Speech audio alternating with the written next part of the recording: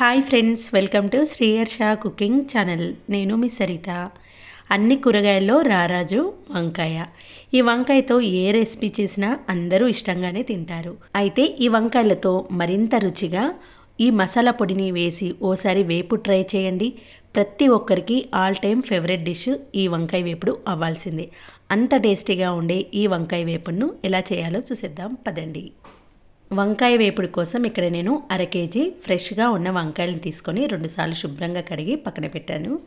తర్వాత ఒక పెద్ద బౌల్లో వాటర్ను ఇలా పోసుకొని దీంట్లో కొంచెం సాల్ట్ వేసుకొని వంకాయ ముక్కలను ఇలా 4 ముక్కలు వచ్చేలా కట్ చేసుకోండి.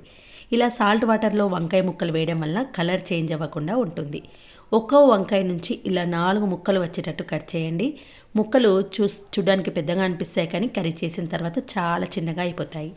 ఈ వంకాయలోకి మసాలా కోసం స్టవ్ ఆన్ చేసి బాండిలో 2 టేబుల్ స్పూన్ల ధనియాలు, 1 టీ స్పూన్ వరకు జీలకర్ర, అర టీ స్పూన్ వరకు ఆవాలు, పావు టీ స్పూన్ వరకు మెంతులు, తర్వాత 2 టేబుల్ స్పూన్ల నువ్వులను వేసుకోండి. ఆవాలు వేయడం వల్ల ఈ కర్రీకి ఎక్స్ట్రా టేస్ట్ అనేది వస్తుంది.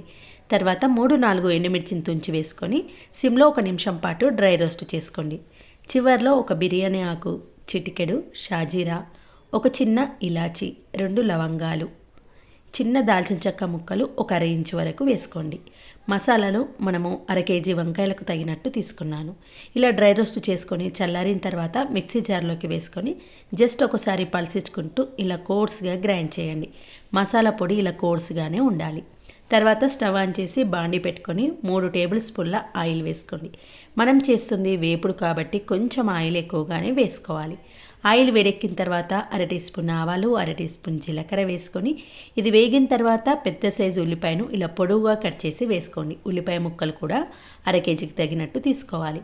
ఉల్లిపాయ ముక్కలు ఇలా సిమ్లో కొంచెం దూరగా వేగిన తర్వాత అర టీ స్పూన్ వరకు పసుపు, ఫ్రెష్గా నూరుకున్న 1 టీ స్పూన్ అల్లం వెల్లుల్లి పేస్ట్ ఇలా వేసి ఒక 30 సెకండ్స్ పాటు ఫ్రై చేయండి. ఉల్లిపాయ ముక్కలు ఇలా ఫ్రై అయిన తర్వాత సాల్ట్ వాటర్లో వేసిన వంకాయ ముక్కలను వాటర్ను పూర్తిగా తీసేసుకుంటూ వంకాయ ముక్కలను వేసేసేయండి. ఇలా వంకాయ ముక్కలన్నీ వేసి ఆయిల్లో కలిసేలా ఓసారి కలిపేయండి. కలిపిన తర్వాత దీంట్లో గుప్పెడు మెంతెంకూర ఆకులను శుభ్రంగా కడిగి వేసుకోండి. మెంతెంకూర వేయడం వల్ల ఈ కర్రీ చాలా బాగుంటుంది. తప్పకుండా వేసుకోండి. ఓసారి కర్రీ కలిపేసి మూత పెట్టి సిమ్లో 2 మినిట్స్ మగ్గించండి. చూడండి, 2 మినిట్స్లోనే వంకాయ ముక్కలు ఇలా మెత్తగా అయిపోతాయి. ఈ పొడవాటి వంకాయలు చాలా త్వరగా మగ్గిపోతాయి, చాలా త్వరగా ఉడికిపోతుంది. ఇందులోకి 2 చెంచాల సాల్ట్, 2 చెంచాల కారం పొడి వేసి కలిపేయండి. ఇప్పుడు మళ్ళీ మూత పెట్టి సిమ్లో 2 మినిట్స్ మగ్గించండి. మసాలా వేస్తున్నాం కాబట్టి ఇక్కడ నేను కారం కొంచెం తక్కువగా వేశాను. ఇలా కారం ఉప్పు వేసి ఫ్రై అయిన తర్వాతనే మనం మిక్సీ పట్టుకున్న మసాలా పొడిని వేసి కర్రీలో కలిసేలా కలిపేయండి. చూడండి, మనం వేసిన మసాలా పొడి ముక్కలకు ఈ మాదిరిగా ఉంటేనే అన్నంలోకి కలుపుకోవడానికి గ్రేవీలా బాగుంటుంది. ఇప్పుడు దీనిపైన ఇలా లోతుగా ఉన్న ప్లేట్ను పెట్టి కొన్ని వాటర్ పోసి సిమ్లో 2 మినిట్స్ ఇలా ఫ్రై చేసుకోవాలి. ఇలా పైన వాటర్ పోసి ఉడికించడం వల్ల లోపల అనేది మరీ పొడిగా కాకుండా ఇలా కొంచెం మెత్తగా ఉంటుంది. అప్పుడు తినడానికి వీలుగా ఉంటుంది. ఇప్పుడు కొన్ని కరివేపాకు రెమ్మలను వేసి ఓసారి కర్రీని కలిపేసేయండి. మళ్ళీ మూత పెట్టి అదే ప్లేట్ను పెట్టి ఒక 2 మినిట్స్ అలా ఉంచాలి. చూడండి, చివర్లో 2 మినిట్స్ తర్వాత మూత తీసి కొత్తిమీరని చల్లేసి ఓసారి కర్రీని కలిపి స్టవ్ ఆఫ్ చేయడమే. అంతేనండి, ఎంతో టేస్టీ మసాలా వేపుడు వంకాయ వేపుడు రెడీ అయిపోయింది.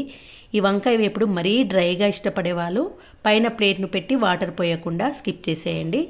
కొంచెం అన్నంలోకి కలుపుకోవడానికి ఉండాలంటే పైన ప్లేట్ను పెట్టి వాటర్ పోయండి. కొందరు సైడ్ డిష్గా తినాలంటే మాత్రం పూర్తిగా డ్రైగా చేసుకోండి. ఈ వంకాయ వేపుల్లో మసాలా వేయడం అనేది మెయిన్ ఇంపార్టెంట్ అండి. అది చాలా టేస్టీగా రావడానికి యూజ్ అవుతుంది. నేను చెప్పిన విధానంలో ఈ వంకాయ వేపును ట్రై చేయండి. ప్రతి ఒక్కరికి ఆల్ టైమ్ ఫేవరెట్ డిష్ అయిపోవాల్సిందే. అంత టేస్టీగా ఉంటుంది. మరి నేను చూపించిన సింపుల్ అండ్ టేస్టీ వంకాయ ఫ్రై మీ అందరికీ నచ్చితే వీడియో చూసిన వెంటనే ఒక లైక్ చేసి మీ ఫ్రెండ్స్తో రిలేటివ్స్తో షేర్ చేయండి. నా ఛానల్ ఫస్ట్ టైం విజిట్ చేస్తే ప్లీజ్ సబ్స్క్రైబ్ మై ఛానల్. మరొక మంచి వీడియోతో మళ్ళీ కలుద్దాం. Thanks for watching.